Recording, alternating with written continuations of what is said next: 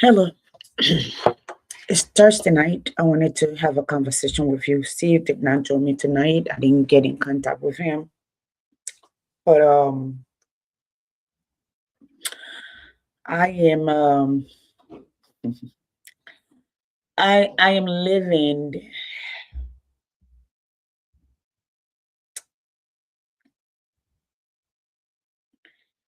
I'm living the very thing that got plenty of us in America here in America, if you understand. Trauma. My stress level is amplified.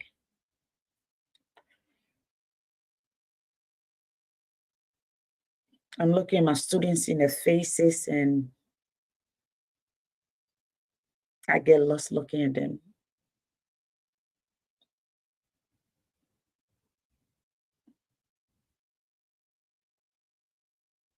Because I'm stressed. The question that begs an answer is, how will this end? How has it always ended? On both ends. I see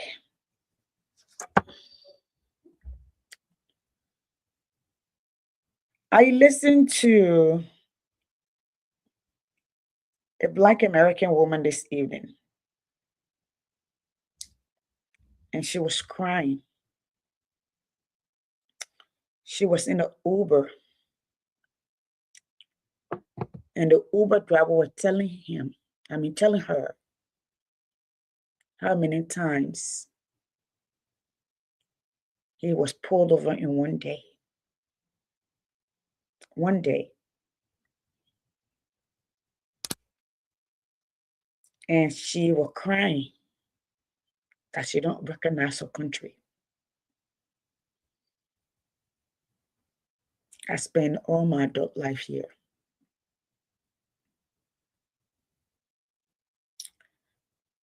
All my children were born here. And I've always said this is the greatest country in the world.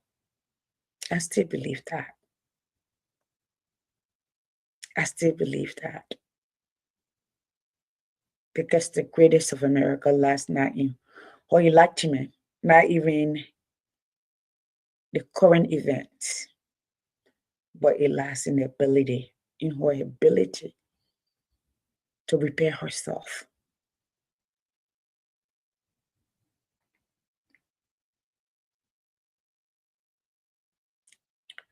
I am trying to process what is happening. Last night I was on the air when some of you were on the air in Liberia. Usually, because it's winter time, the time gets darker faster.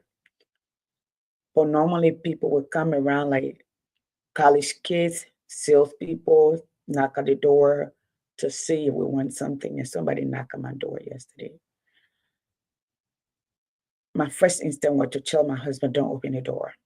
Normally we'll walk to the door, open it, talk to people and be like, we're not interested. I said, don't open the door. Don't open the door because we have kids here. We live here. I don't want to open my door to an unauthorized person. Yesterday I saw a Liberian young man sitting in his car. And he made a video how he encountered ICE and how they were nice to him. How he did all he could to hide his accent so they can't notice, they can't accent any further. And he made a this is Rebecca. For somebody like me who have studied history extensively, my mind will run to the place where it would be almost impossible to contain myself. Besides, if I have to hide my accent, okay, we did that during the war. We did that during the war in Liberia, where we had to tell them we came from different places, tell people they belong to different tribes, tell people different names that we didn't belong.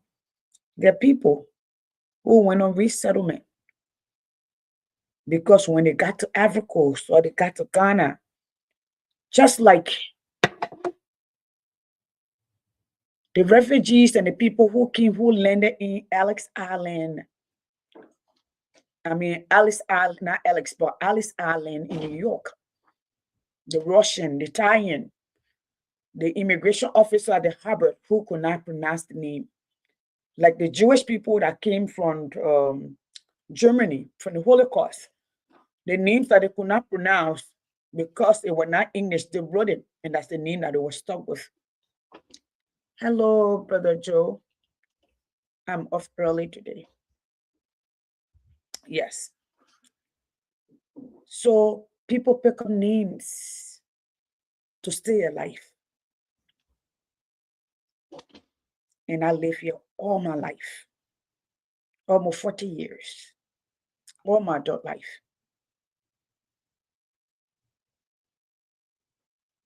I live here longer than I ever lived in Liberia.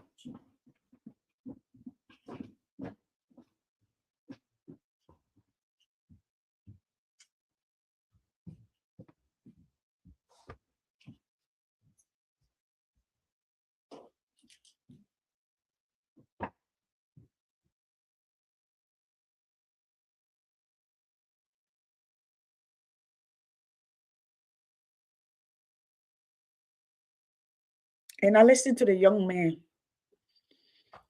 I was not sure of his message that he was trying. I was not sure of his message, what he was trying to convey. I'm not sure he was trying to say those who are dragged, those who are hurt, those who are taken out, they have been defiant. I just saw a child, a 13 or 14-year-old child. Me as an educator, let me tell you something. 2024 December, before we came to the break, which would be 2024-2025 school year, because that's how our school year runs, from August to May. I was teaching 8th grade at the time, history.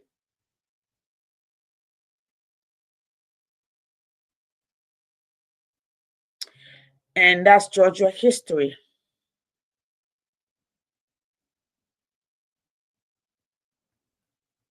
Okay. And a few of my kids were leaving for Christmas. The election had ran its course. The winner had been pronounced. And the kids came to me.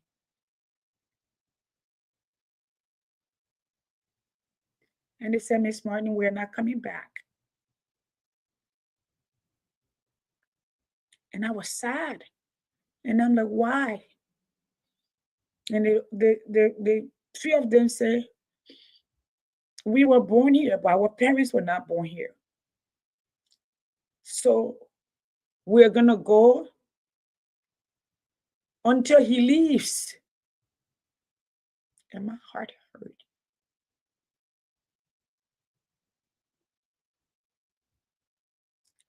These children were preparing for high school. They were born here.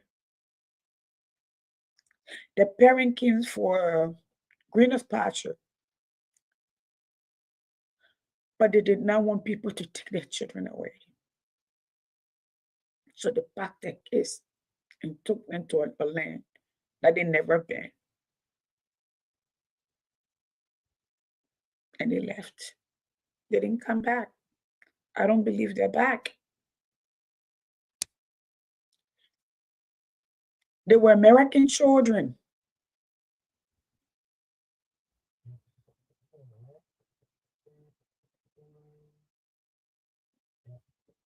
They were the American children.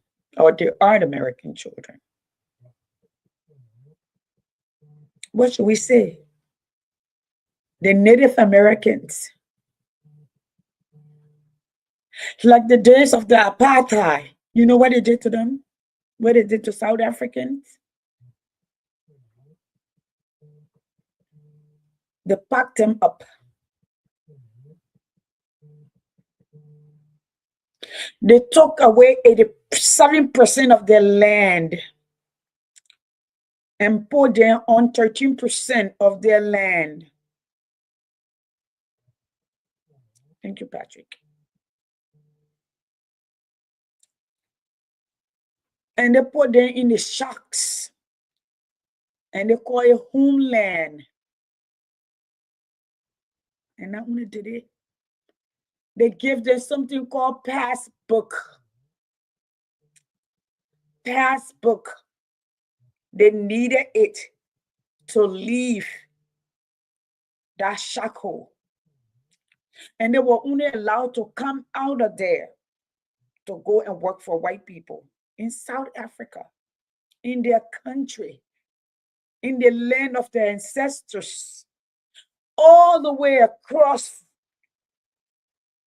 on the other side of the ocean, on a different continent, at the bottom of Africa.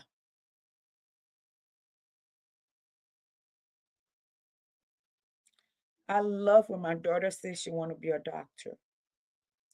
But I love it more when she said, Mommy, I will study history and philosophy because I want to understand where the world has been. I can project where it's going. I like to understand philosophy. It's critical thinking. I want to see those who advised the kings and the queens before. What were their thought process? Those who changed the word. That the word still stand today. Even some of them thousands of years, like the Socrates, okay? Like the Plato, okay? And we come back to people like the Einstein, okay, and talk about that. And come and talk to Ezekiel of Nigeria.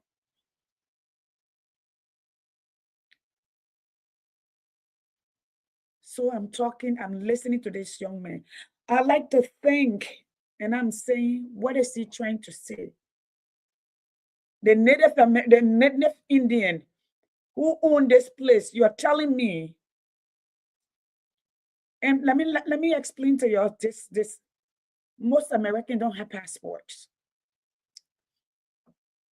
Americans, their accent have always been their assets. Like, when you need to understand that. A lot of people that came to this country in the 80s, okay?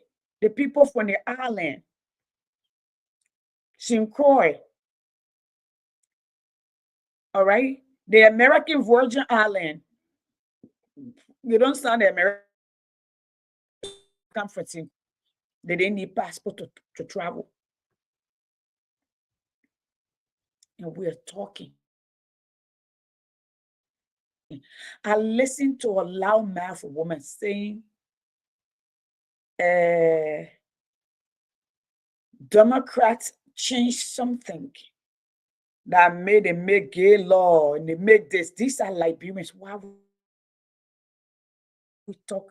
You know, the last time I was somewhere, I told somebody and I said, why we talk so loosely? What do you know about American history? Do you know in time what they call butt breaking?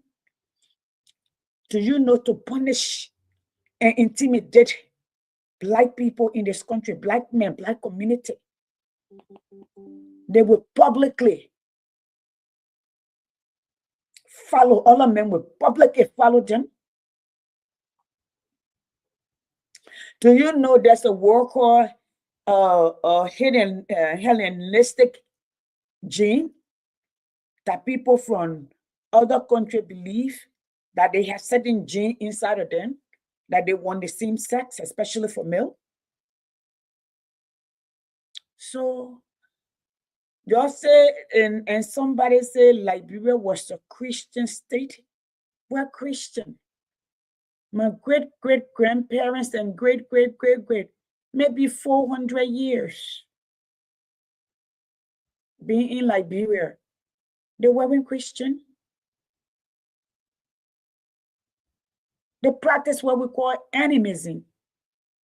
They believe everything has life. They believe there's a higher power. They go to the river and make sacrifice there. They speak to the tree. They dance the earth dance at full moon. They have celebration. My grandfather, because my grandfather, half of my town that I come from converted to Christianity, better yet, inline church. My grandfather, who was the first justice of the peace of Seklibiman district, where Musa is the lawmaker today. My great uncle, where was the first senior senator of Nima County when it became county outside of being Providence. They never converted to Christianity. My cousins, my uncles, my great uncles, they all converted. My grandpa, who was the youngest male, that in our tradition, we end up transitioning with the new generation or the next generation. And he was guided that way. He said, and he told me, because when we used to go for Christmas, he would sit and explain our lineage, oral history to us. And he said, the God that comes to you, that tells you, once you're converted, that you can't dine with your brothers, that you can't keep your name that was given to you from the earth, from your ancestor, the one that devised, I don't want to know that God. I will continue to serve the higher power. That was my grandpa. And I always have said to all of you, I am spiritual, I'm not religious. Majority of the trouble in the world today is caused by people who claim to be religious, who think their way is the only way. And they will use religion to take life. They will use religion to suppress and molest. They will use religion to cause chaos. They will use religion to violate other people. I'm not a religious person. Those of you who know me, I'm very tolerant, but I'm very, very principled. I'm stern in my belief system. I believe in we all want to live and coexist with respect and love. I hear Liberian people, then let's start. Because we're making this storytelling that they say Liberians are on welfare. You saw a few names. Do you know where is the total calculation coming from? Because when you file for people and you bring them to the United States as immigrant, I'm not talking about as refugee, but let me tell you something. I filed for over 20 some more people to come to this country as refugee. When my father and all of the people that he brought with him came, they gave them full stamp, which was that much. I have my house. They didn't give me a dime for my house. For 3 months, I was supposed, every 90 days, supposed to go to renew. I never took them back. It was the Refugee High Commission. I never took them back. I worked 2 and 3 jobs to support my family. If you apply for people as immigrant and they come, you are responsible for them for 10 years. And besides, as a single person, you cannot get welfare, at least not in Georgia. If you have children that are American, that under age, that maybe you fell on high grounds, yes, you can get food stamp. Maybe they can give you reduced housing. So, but then let's come back. Liberia, a nation that have been around for almost 180 years. You beg United Nations to support our children, to support gender, UN women, infant mortality, rape, budget support. The whole nation is a welfare state.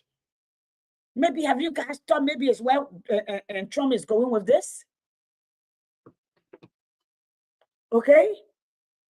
I heard another woman ranting, talking trash as always.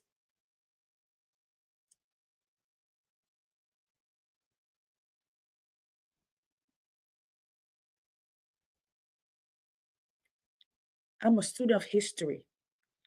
I also educate, and I'm an educator of history. From the Middle Kingdom, China, that been around for over 500 years.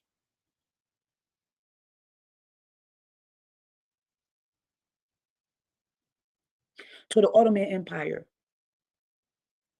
to the different Caesars, and to the Greek and Greek goddesses and gods, to the establishment, the rise of what you call today Great Britain, to the rise of the United States. I sit on the Cherokee land. That land once owned by natives.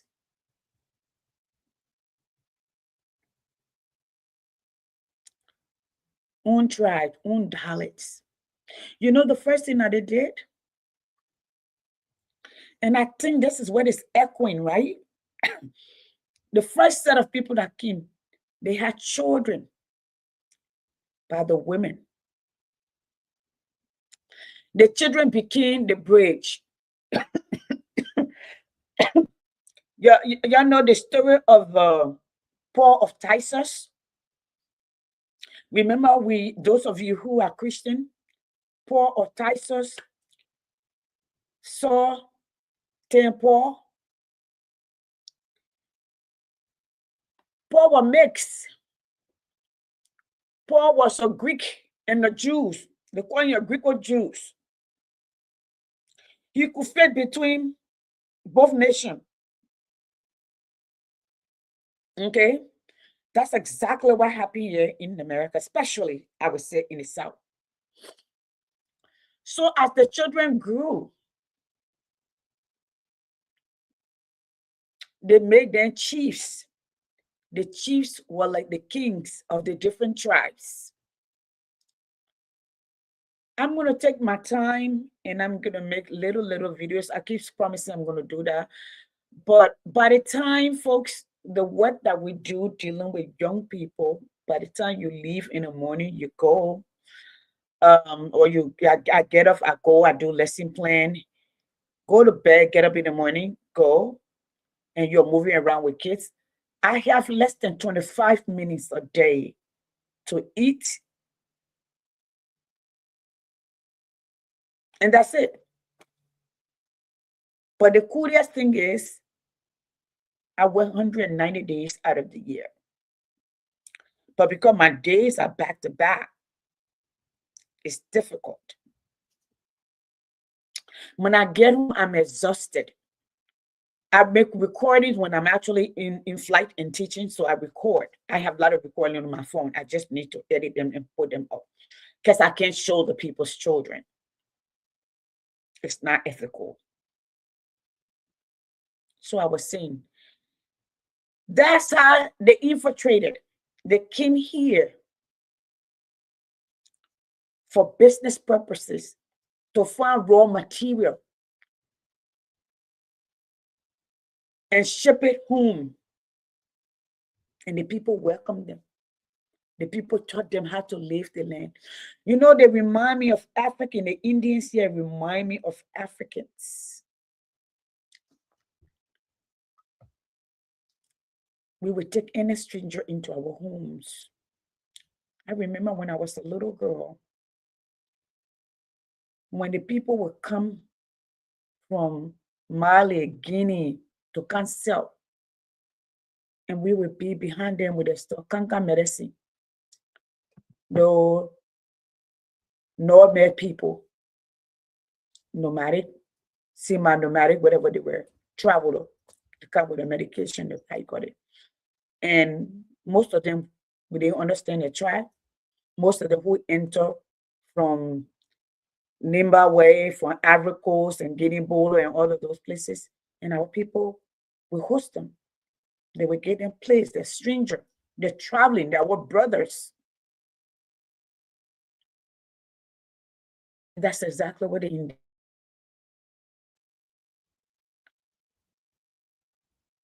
got the buffaloes, they got the skin, they got the wool.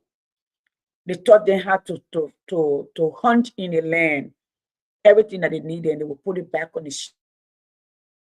They build the English people economy. By the time they got through, this is the last of the economies. There were 12. The 13th is Georgia. Georgia was built because at some point in England, there were no jobs. There were no food. The highest among the highs are also much debt. They were putting them in jail. Then there was an outbreak, smallpox, that killed them. So they needed a place to go. And they came over here. And guess what? They took some of the blanket with the smallpox. Remember, the natives that live here had never been exposed to those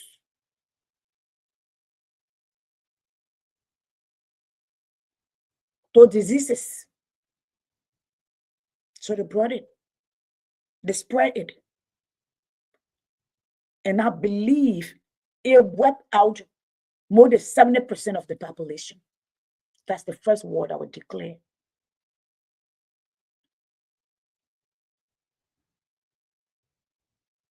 They died. Like, you know how you get toxic waste in the sea and you just see them floating? Yeah, they did. As they grew stronger in this country, they started taking their land. First, they would try to negotiate, and the people said no, they bought them. The last group out of Georgia, the Creeks, the Cherokees, the Mohegan, they marched them all the way to Oklahoma in the winter, in the summer. Those who perish, perish. Let me say this to you. I'm trying to understand what Liberians are saying. Are you guys saying? Everybody else was saying.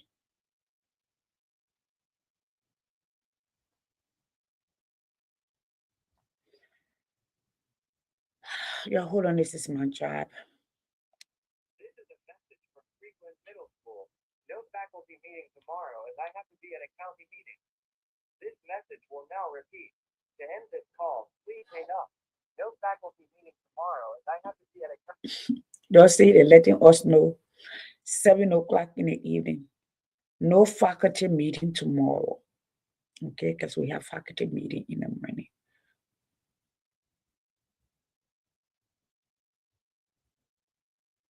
Okay, good for me. I didn't even remember I have to be there that early.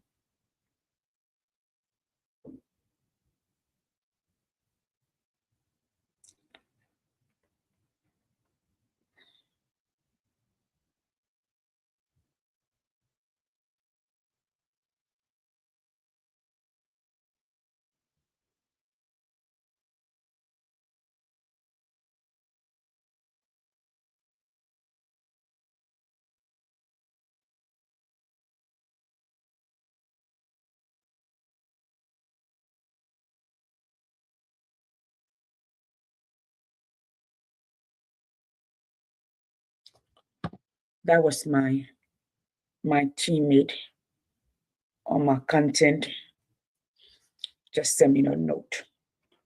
Folks, please, I got it. So now let me come to our Liberian people. Here's my question to all of you. We have a country. We have leaders. We elect a president. We elect a lawmaker. America became a country in 1774. Liberia became a country in 1845. So let me manage that and see what's the difference.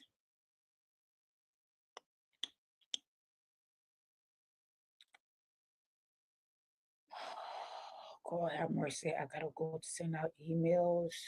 I am so tired, folks. It's not for I got it.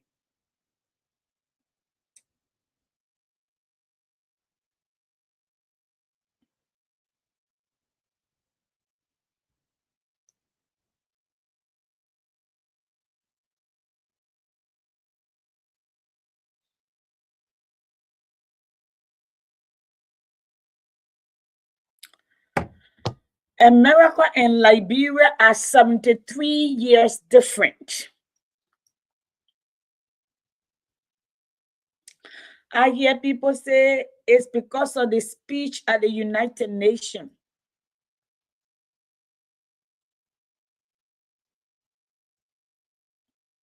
The president of Venezuela and our part here were just talking and making plans. Okay? 150 or 130 people from Venezuela were shipped to other people's country. Have you guys studied history? Do you guys know what happened in South Africa? Do you guys know what happened in Germany? Yeah, I'm sure. Some people look the other way. I come from Liberia. Do y'all know what happened in Liberia? Since I'm talking and most of my people are from Liberia. When the soldiers came, we said the people there were bad. You remember the story? Congo woman born raw, native woman born soldier. And the moment they got their feet wet, they were worse than the people that were there. They profiled people based on tribe, county. Then the other group came and used our people that were already hurting, like we're doing here now. Those who refuse to go to school here, they called in America, they call educated people with conscience, with open mind. They call them woke. Yes, they are awake. They're open-minded. We live here. Most people live in bubble. Listen, I teach kids who come from home that if you put other people country picture of the person and start laughing, they just laugh because they think this is it. Nowhere exists. You have to keep redirecting them.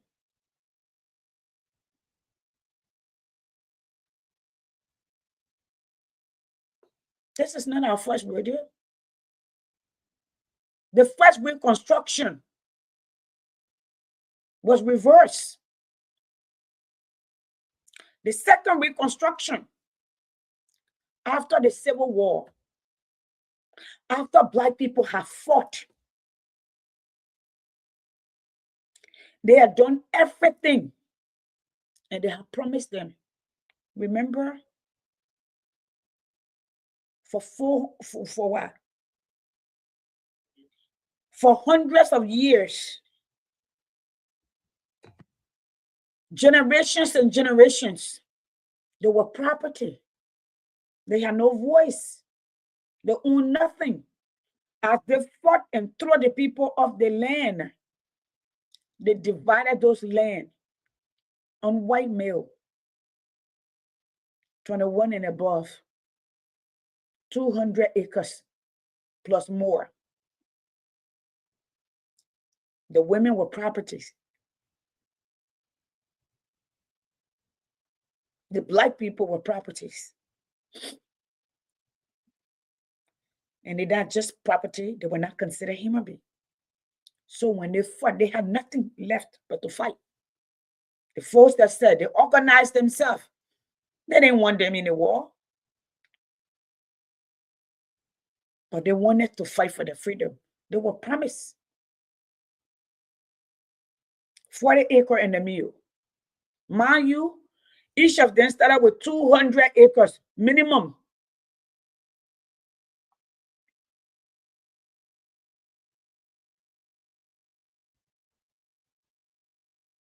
After fighting for years, with millions killed, finally, they thought they will own a piece of America. Some of the land that were abandoned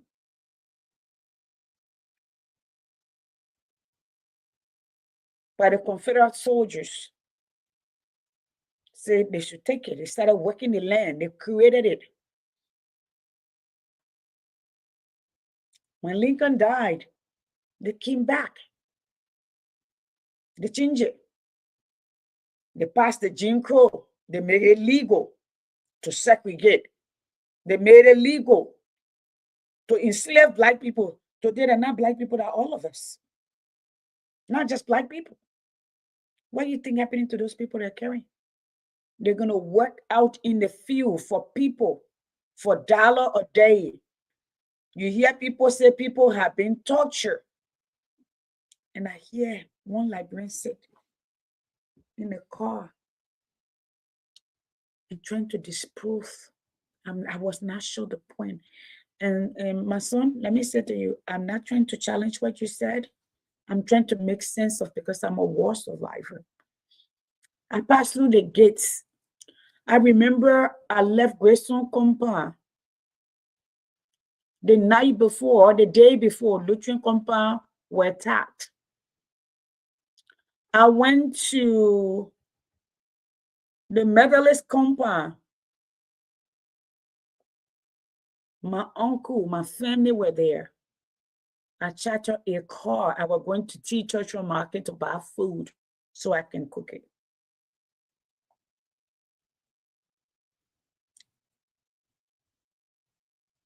And Lord, I asked my uncle, let's go to the embassy. He lived behind Soffit's Ice Cream. Behind Jackson Edo, we had to pass Jackson Edo house every time to go to our house, our old house, but my uncle then was still living there. My great uncle had a whole compound there, like where we were living before we moved, when we came from up.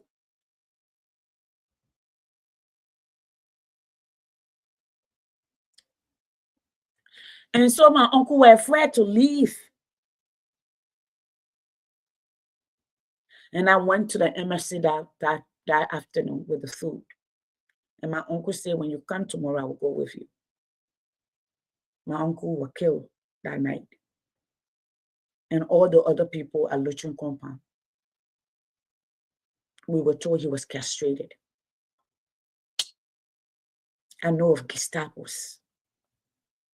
I remember my other uncle that were working and lived on right there next to Springfield. They were put in a pickup truck, Penu. Put them in the truck, carried them on the airfield, and killed them. Thank you, Brother Dennis. So me living cruelty, me living the time of Gestapos during the war, before the war got to Monrovia, We have our own Gestapos, how it started. And when I remember my mother coming home when a rebel came into and said, we heard so and so are happening. But we just brought the children in the living room and set us together. I was a teenager. And I said, you don't worry, they say it will be quick, everything will come and pass, they're not coming for us. So my mother went out and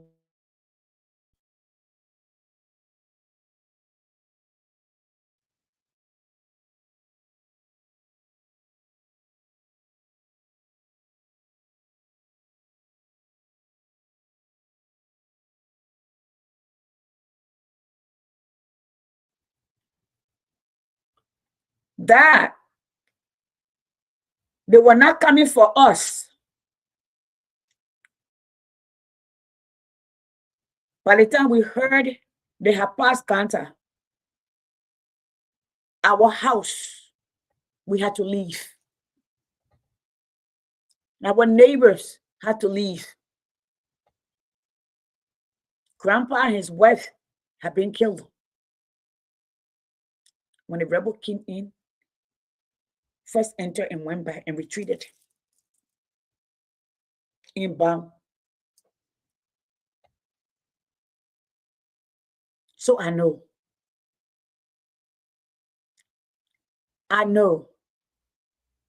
they don't start by reveling everybody.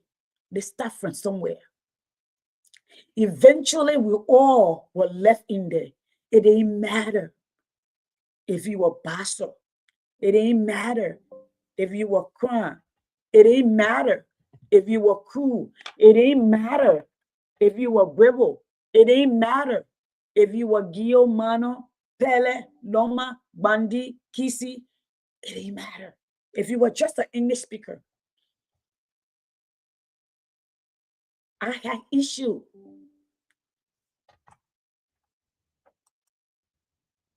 My skin was brown, my hair is red or sandy brown, dusty. And my eyes were light brown, very light at the time. I remember earlier on, your people were asking if I was wearing contacts. No, they're just old age. And people who stop. I know our Congo, who my family people were enjoying, and that's why I looked the way I did. They didn't know I used to walk to school.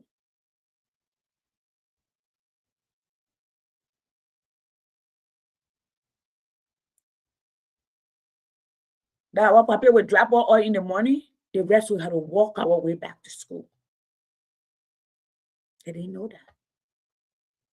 We were taught to be appreciated.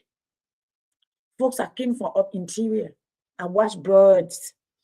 We went fishing before we could have good food. We use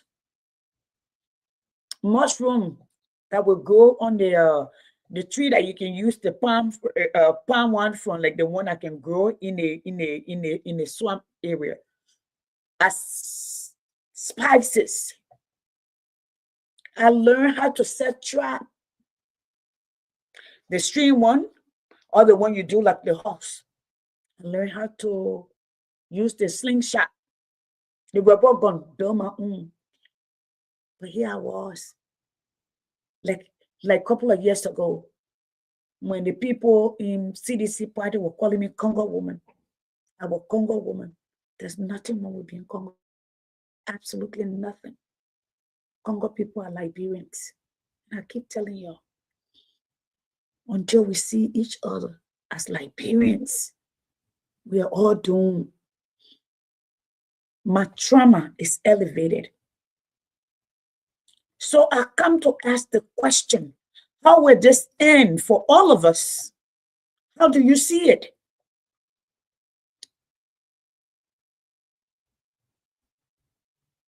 I mean, everybody will not die, but people will die. I used to tell this story when I go to graduation, when I was president of the community. This is one of the Disney show. I have to remember what it is.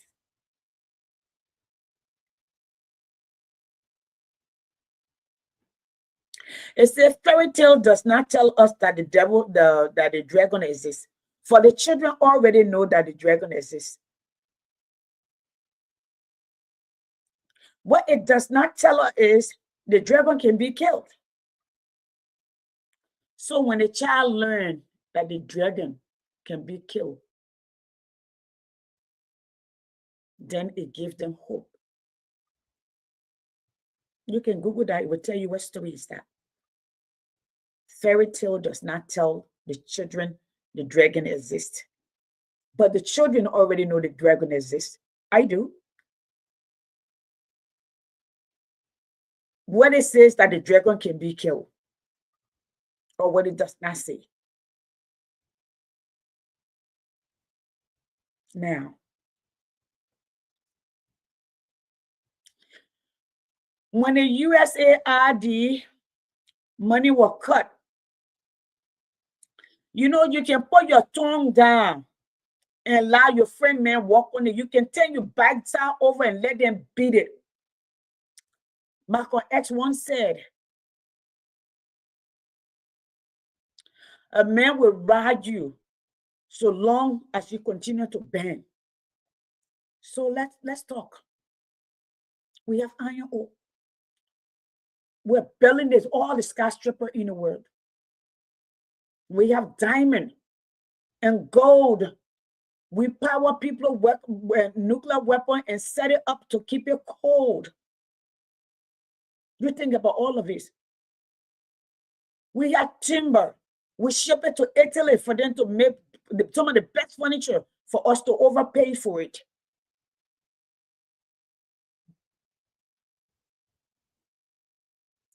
We travel like we print dollar bill. We talk. We talk. Good talk. But we show nothing that we've done. Now, says Letty, hi mama. Now, let me ask you this. When the US government cut the USAID aid to Ghana, John Mahama had literally just taken over. He talked to his people. He said the people that hire us, it is always the poor people that bear the blunt. This time they are not taking the cut. You want to work for the government, that's fine. But we are going to take the cut. And we will balance the budget. We'll reallocate our resources to what is needed.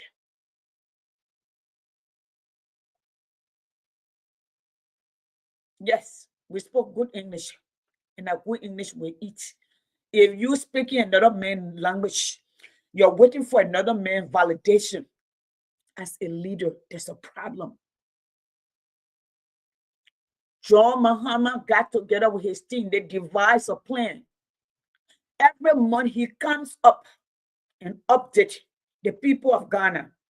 Now, when does he update them? He also tells them the next benchmarks. You know why? John Mahama has a mark. He has record that he ran on.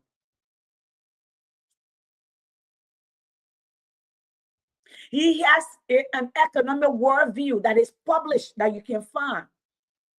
He has a security worldview. He has a foreign affairs diplomacy worldview. What is this? What do you call it? It's foreign a view on diplomacy. He has that. Ghana first. Ghanaian, we are the best. Who are you, Liberians, when they ask you? I see they say somebody in charge or tourism in Liberia. Liberia should do all they can to promote their culture. What is our culture? Culture of what? War, corruption, molestation, taking advantage of the people who gave us power, lying. What is our culture?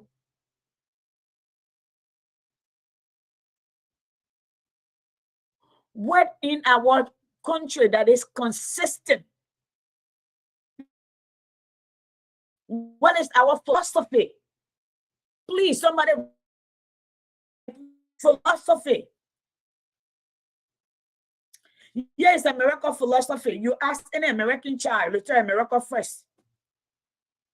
America first. The land of the free, the home of the brave. This, the Constitution, this experiment, the older they get, but America first. America first.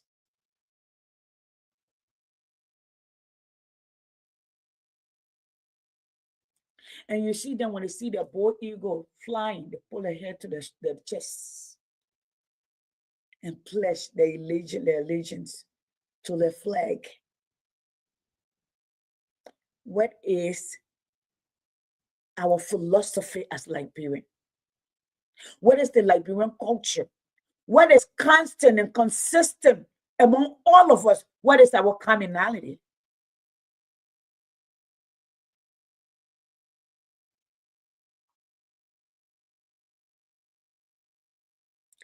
Kwame Nkrumah said we came together, we can be the greatest forces for good in the world as African. That was his advocacy.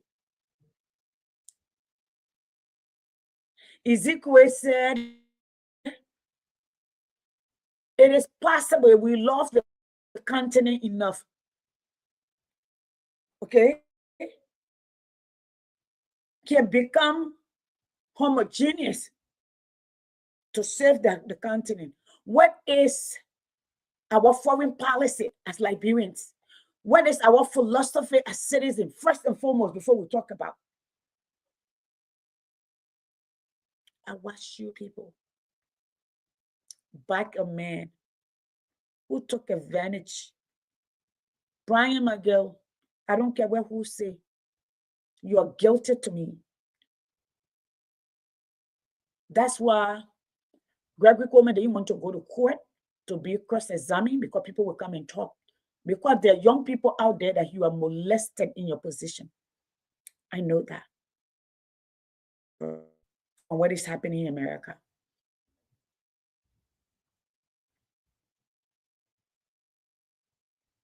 Yes. What is our philosophy as a nation? You talk to the Ghana people. Ghana, we are the best.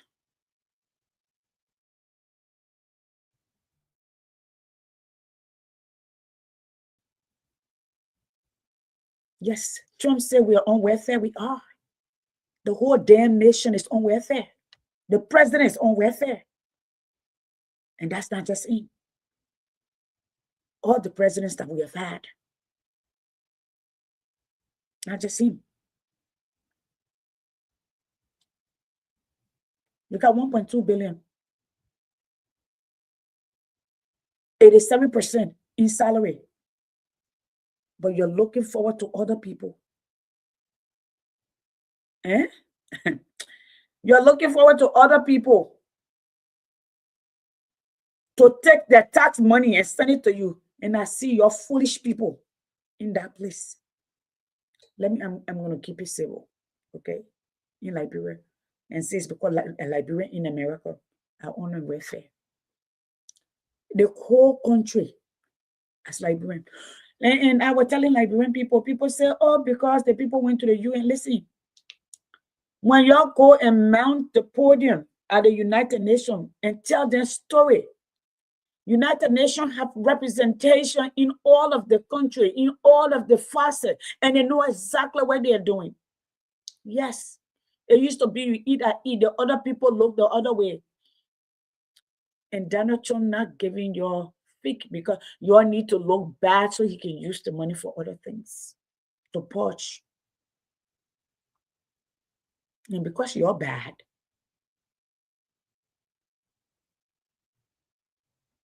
that's just the fact.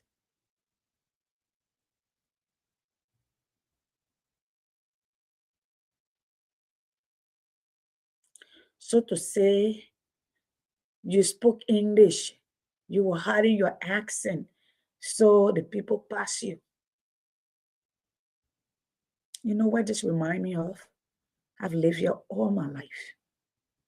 People use America as an example. How we cross from state to state. All you need is your driver license to make sure you're supposed to drive. Most Americans don't have passport. They don't see the need to travel. When an American is born, they give them the birth certificate.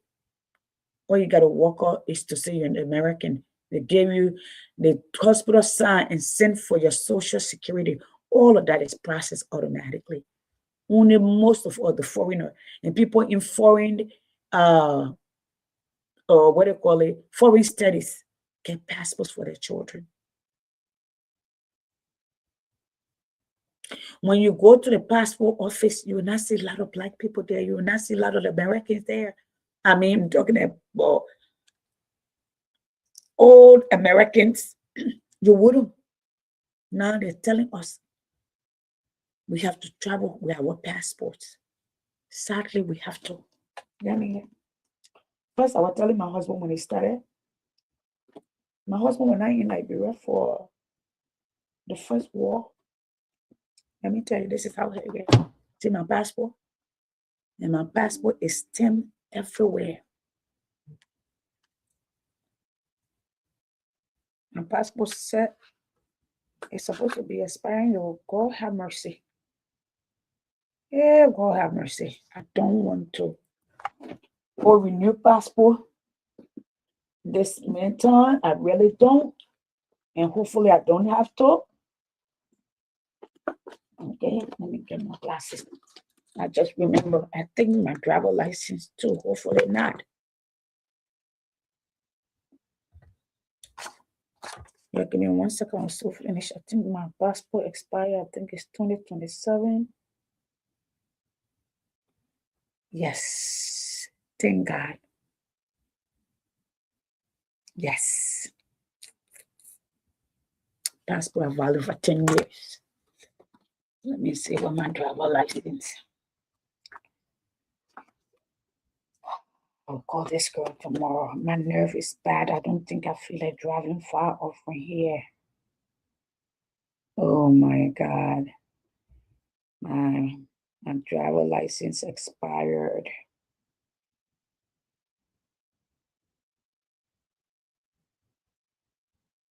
Next month. Lord have mercy. Oh, have mercy. This is how traumatized I am, and this is not a joke. Okay, this is how bad my mind is at this point. So,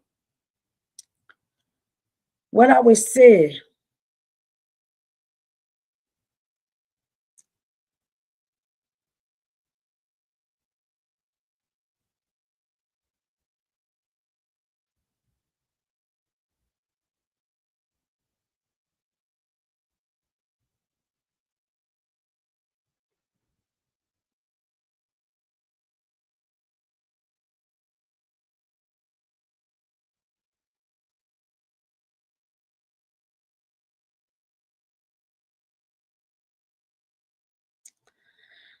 ICE detention center say it is not responsible for staff sexual abuse of detainees. You hear that?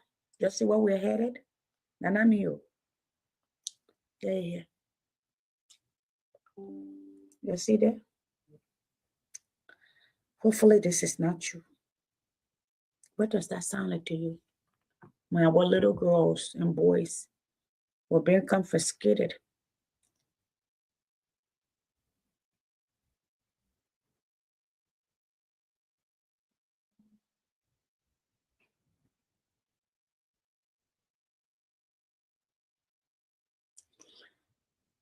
I see some of these Liberian people internalize racism, self-hate, their year prison. When you thought they say Obama did this.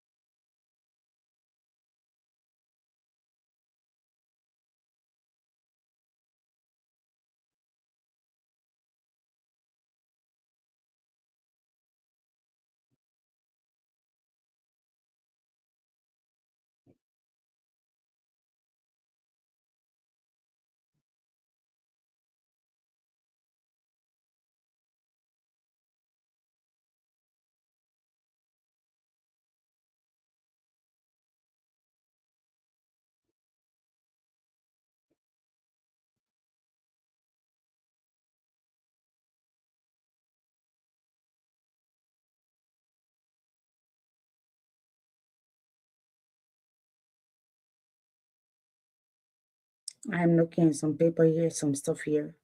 Very disturbing. Very disturbing, folks. I'm gonna go ahead and call it a night. Like I told all of you, I'm trying to get myself to concentrate, which is seem very impossible. Um, it is my mind, the traumatized mind is not doing so well this evening, and that is just a fact. I am trying to stay sane, that we stay together on this journey. One thing I'm going to say, hanging tight. It's a rough ride, but we will make it. But let me say this as I end tonight. Liberian government, President Bouaka, what is the plan? John Mahama created a plan. The plan is working out. He update the Ghana people every month. Okay, he tell them the next step, the next thing they're gonna be attacking. Now, just this week, John Mahama reported that his government had paid a $1.2 billion loan that was owed to the predatory lender called IMF. Okay, the slave organization in disguise called IMF. All right. And Pape Bouaka, you have said when you debated 2017, you will balance the Liberian budget. That has not been forthcoming. The moment you say, I'm going to do this, like you say, I can ride rebar to work. The people went and got you $1 million car. The moment you say, I will do it this way, your people went and did something else.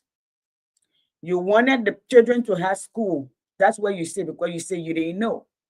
Thank you, Emmanuel. You say you didn't know. So I'm giving you credit that you don't know. Okay. What did you do? They're building $14 million building in Foya. When we are being cut off everything that we have to help. Okay. So how do you plan? We are a sovereign nation. We should not be waiting for a miracle for us to eat. What is the plan? And let me speak to your Liberian people. The other day, a family member of mine sent me something. I should send them money. Then the question, why are we family? If you and I being family for me to send you money, please divorce me.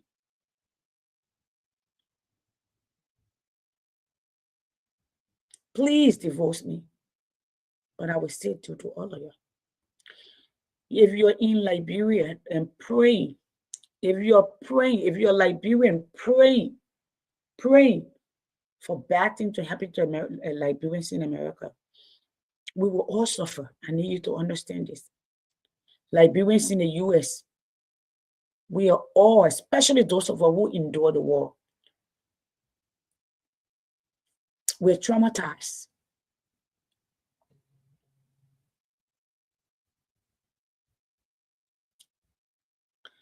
I have this one video I wanted to play earlier, but let me play it. Y'all listen, let me play. Hopefully I can find it. Let me see if I can find it. It's on CBS. Right this morning. Yes. Let me play this video. I'm going to end with this. I don't own any copy to this video. Okay, I don't. You already know in Uganda, 2 days ago, Museveni decided he would shut down the internet. Have been beating people, unaliving people. So you already know what he's going to do. Okay. And I would say what the Uganda police and his son are doing to the people of Uganda, because I don't even think he got it. Okay. I don't think he has it together. Okay. I don't think he does.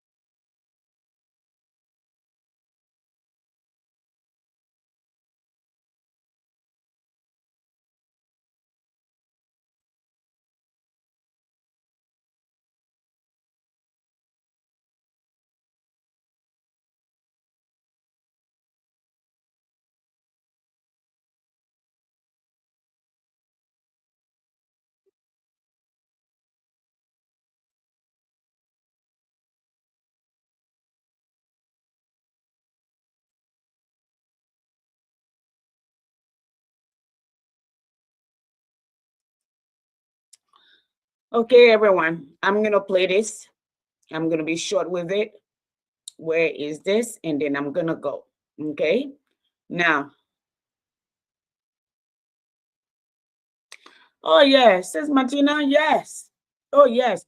What they don't understand is if the fear that is grabbing us right now, okay, even if Liberians don't have job to do, they have to understand, okay, the money that Liberians in America contribute to Liberia every year is more than the money the government have, because the money that they have, okay, is literally inclusive of all the help from around the world. We contribute over $800 million annually. They barely say they just went to $1.2 billion. If you minus that $200 million, how you call it, that's around about billion or right under. But we contribute that, and they don't get that. Okay, let me do this. America and Greenland.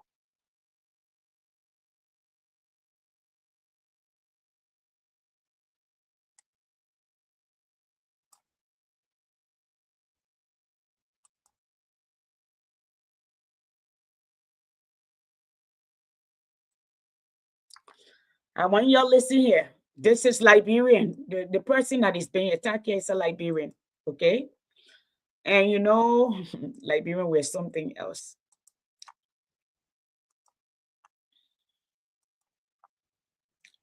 Hopefully you can see this. This is one of us. I want you to listen. The chilling new video just now emerging. Wait. ICE agents bursting through the door of an immigrant family's home in Minneapolis. The tension building, and influential podcaster Joe Rogan now questioning this, asking, are we really going to be the Gestapo? The FBI executing a rare search warrant at the home of a Washington Post reporter, seizing her cell phone, laptops, and other devices, what we know. Tonight, West Wing actor Timothy Busfield appearing in court on child sex abuse charges. What I want everybody to understand with that video, with that Liberian woman, okay, that video with the Liberian woman, the Liberian family, I want you to understand the young man in that photo is a war survivor. Okay, some of us choose to stay away from liquor. Most of our children were born with trauma because we experienced trauma as their parents. Some of the children were born with drugs already in the system. You see the appetite for Liberian children for drugs because their parents, 70% of the fighters in the war were children. They were all drug. So the very warlord you can elect them to put. You know, before I leave, I was watching Facebook today, and I saw one of my children in Liberia telling them Bobby was not ready to be president. John F. Kennedy was 42 years old. Mussolini was 42 or 41 years old. Bobby Wine is older than him. Bobby Wine had been a lawmaker for years. Bobby Wine had been a business owner, ran his own business as a musician, built his house, had been married to the same woman, stayed in college. He's educated, very talented. And you sit on internet and just drop trash. I see what that country is in, the doldrum is in, because of the mindset of the people, especially the young people. You know, here, Georgia, 10 million. You know who my senator is? First generation of Jews. His name is John Ossoff. He was 31 years old when he became a senator, and he's doing a phenomenal job. Yes, I supported him.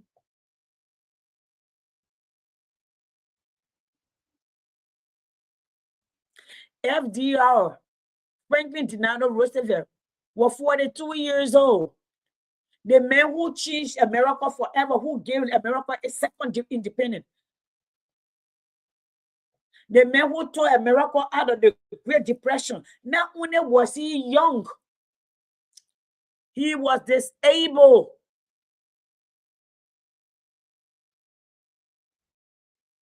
Polio made him crippled. He was sitting in a wheelchair. He changed this country. He created the most middle class during his time. He took America from the Great Depression, where with women, he put those in place. When he took money out, just like the rich people in this country, they will tell you they don't want democratic socialism. That's a lie. When the economic bubble busted, Lehman Brothers, they left for New York. They took the plane and went to Washington. Washington built them out. The money is good when you give it to them, but it's not good if the poor people who taxes it is, you will not give to them. You'll just talk. Liberians, you'll just talk. Trump just gave all the $1 billion. You and myself who pay our low taxes. Over 300 million of us. They take it. When GM almost failed, Chrysler, the auto industry, they took our money and built them out. But they're telling you, they're not welfare. They took billions and divided among them. The housing market, the predatory lender, they gave them the money. They took you and walk away with it. But you're sitting in Liberia. Most of Vinny been there before some of your parents were born. 1986, I was in high school. We were fighting apartheid, Nelson Mandela, Miriam Makeba, Paul Samuel. We were jumping in the street. Well, some of you just heard about it, and men that are way too. It was the freedom word.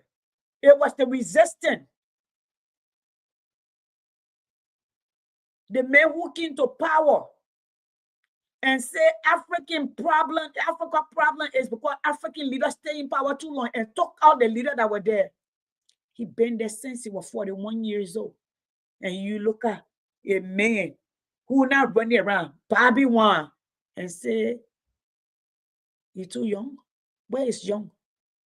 I guess in Liberia, 40, 50 years old, you're still young because and your lifespan is only about 65, but you're young.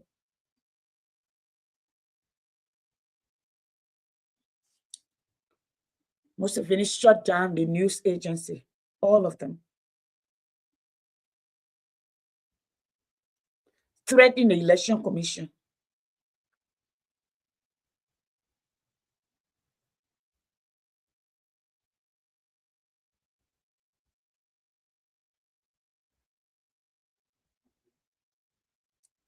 Threatening the election commission, murdering people. He did that in the last election 5 years ago.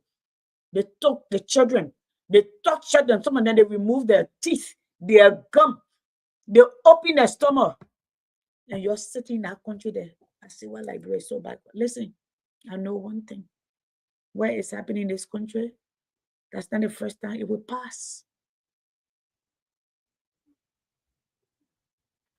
We're praying that the people of Minnesota keep it together until the midterm. Because these people, they can see the writing on the line. Y'all remember Trump said the other day,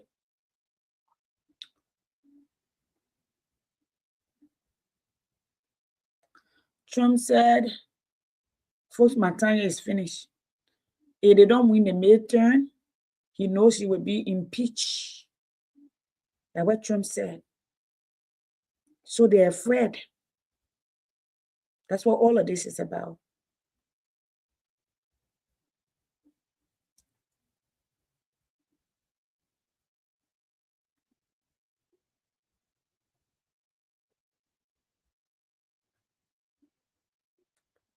They're afraid. So they're trying to provoke people. So the people can get in the street. So they can declare martial law and not have election. But they were not happy. I believe in America, America the Great.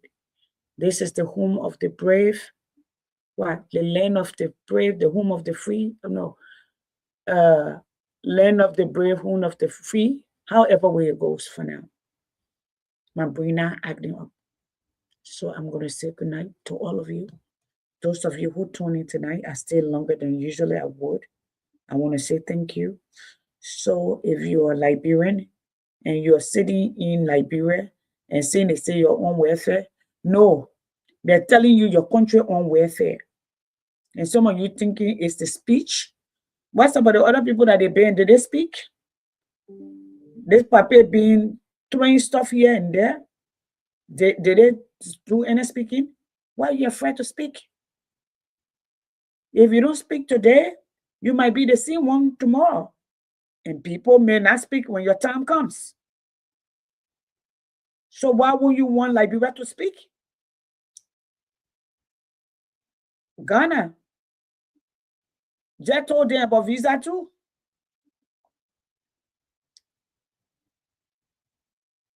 Look at the labor.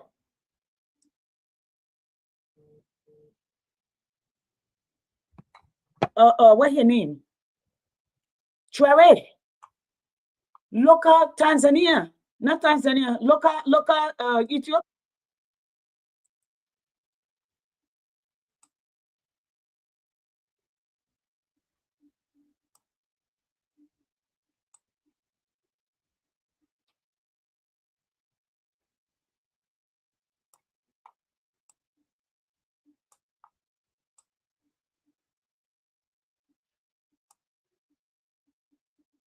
Okay.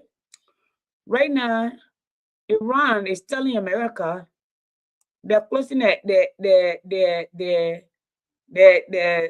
airspace. They're not allowed to come there.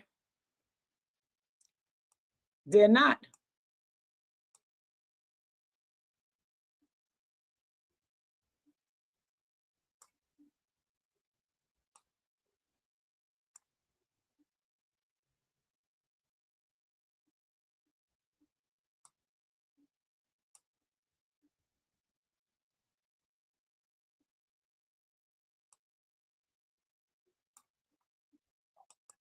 This is Minnesota, folks.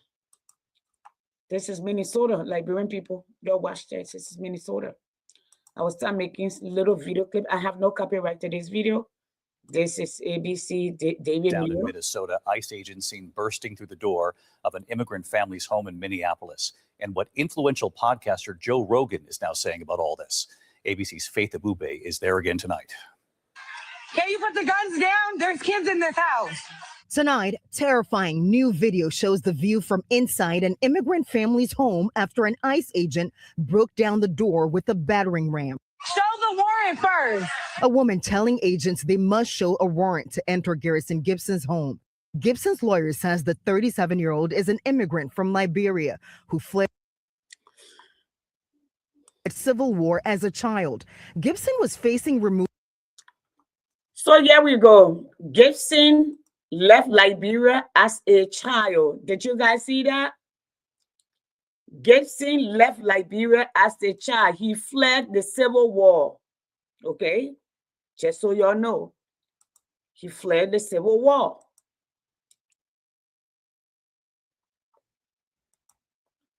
Okay? We are traumatized. Yeah, yes. It's just like if you went to battle, like veteran, some people drink, some people smoke. Our children have challenges here, coping. That's why somebody like me were advocating, stay advocating for war and economic crimes court, or for some sort of acknowledgement, some accountability. You know, we're going through here because when the people who fought in this country, there were no tribunal. They only took Robert E. Lee. He was the only one, that general, that was punished. They took the land to the Arlington Square that they bury army officer are. Okay? That was the only one that was punished. The rest of them, they left them. So there were no consequence. That's what Liberia it is. But I will say and ask this question as I end. Mr. President, what is the way forward? I will talk to all of y'all later. God bless all of y'all. Yeah, good night, folks. Good night. Maybe Saturday morning. I'll see you. Good night, everyone.